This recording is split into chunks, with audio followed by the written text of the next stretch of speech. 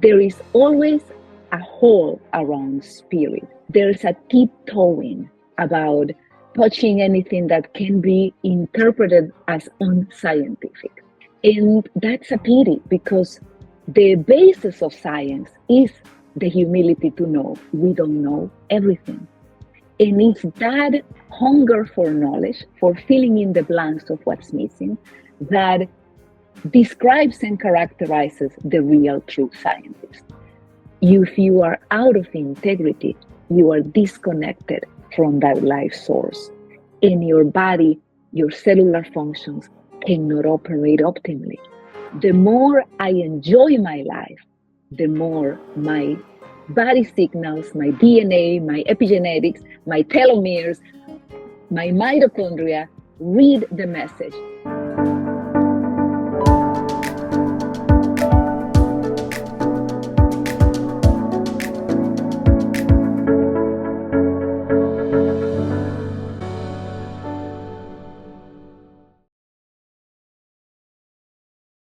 I couldn't find anywhere a channel that touched the topics I wanted to talk about. I'm passionate about learning about wellness, especially since my second face off with cancer. And I've been binging on influencers and podcasters.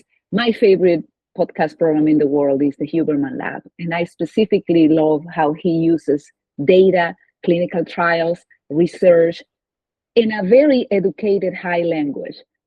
But he also touches in all those topics that are not in the medical textbooks. And I know that because that was my big shocker after my diagnosis. A bunch of the really important information is not in the medical textbooks. So that exploring beyond what conventional medicine has said from an educated, intelligent perspective is something I love about that podcast. Also, the Peter Attia work, the book Outlive, the podcast he has. And yet, even if they acknowledge the mind-body connection, I think anybody has to be blind not to acknowledge the mind-body connection. There is always a hole around spirit. There's a tiptoeing about touching anything that can be interpreted as unscientific. And that's a pity, because the basis of science is the humility to know we don't know everything. And it's that hunger for knowledge, for filling in the blanks of what's missing, that describes and characterizes the real true scientist. So I feel that has been missing from their podcast. It's not cool. It's not politically correct to talk about divine religion and all those things. Another podcast that has really inspired me is Breakdown by Naeem Bialik. And she is a lot more open about talking about spirituality and about things not explainable by science from the lens of a PhD in neurobiology, neuroscience, also a very scientific spectrum.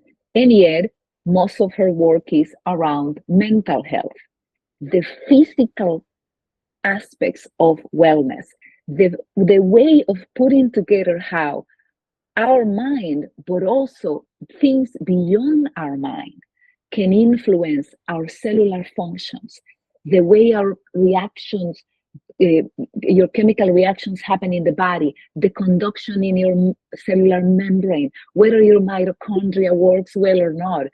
Those topics are my fascination. And the big other topic that Peter Attia barely touches at in his groundbreaking book, Outlive, what is the point of doing everything to live 100 years if you hate your life? Absolutely every single one of us is going to die. And the whole point is, are we doing what we really want to do? Are we living a life worth living to us, our definition of a life worth living? And that interdependence. The more I enjoy my life, the more my body signals, my DNA, my epigenetics, my telomeres, my mitochondria read the message. Oh, we want to hang out for longer. And that connection between we are all here with a spiritual purpose. Each one of us a completely different one, but each one of us a valid one.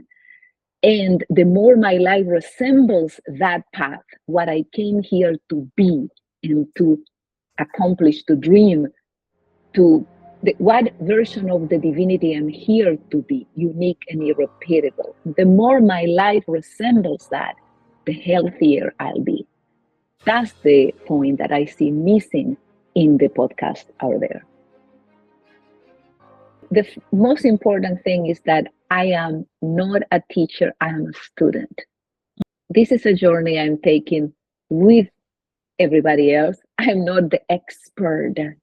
I am not an authority. I'm a curator, and I am what I call it horizontal view as opposed to vertical knowledge type of person. I've been in all three sides. I've been a caregiver as the loved one of a patient with scary, life-threatening chronic illness. I've been a physician, a provider, and I've been a patient receiving the treatment. I'm no longer the oncologist in practice. I did that for 15 years, but I got out of there. I am no an expert PhD.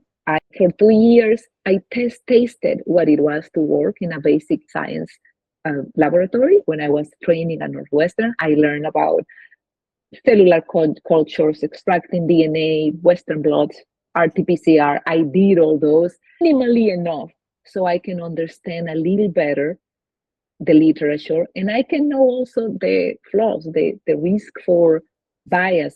I am just a little bit of everything that has sampled a little bit of all sides, trying to make sense of it as we go.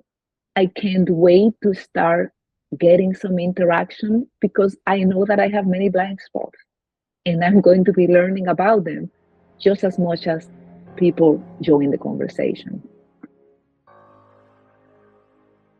Lately, medicine is opening more toward the concept of mind-body medicine. The book, The Body Keeps the Score by Bessel van der Kolk is a Bible everybody should read about the research and the knowledge of how trauma deposits in the body and causes illness, or at least contributes to illness.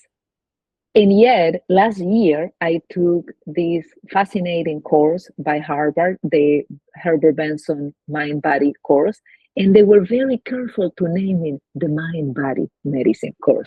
They did not dare calling it Mind-Body Spirit. And I think that was the part that was missing in my approach. I had acknowledged the mind-body connection. I had gone to therapy. I had forced myself into going to a beach walk every morning to say I'm working on my inner peace. But there was something beyond mind body that entered the milieu of my health deterioration. And I think that was the spirit part. So call it soul destiny, call it contract. Some people call it a soul contract, or call it your life purpose. We are all here to be the unique manifestation of something bigger. Call it the divinity, call it the Purusha, call it God, call it the universe. We are here to be a unique manifestation of that. In essence, we all are unconditional love because that's where we come from. And if we interrupt that, if there's something blocking you from being who you are here to be, from being in a spiritual alignment, that the more politically correct word I use with my clients is integrity. If you are out of integrity, you are disconnected from that life source. In your body, your cellular functions cannot operate optimally. And you can try to bend the mind into fixing it, but like any Buddhist meditator will tell you, the mind gets in the way. The mind is an obstacle. Who you really are is you minus the mind, says Michael Singer. Who I really am, my version of the divinity is me minus the mind. That is what is missing even from my medicine, mind-body medicine.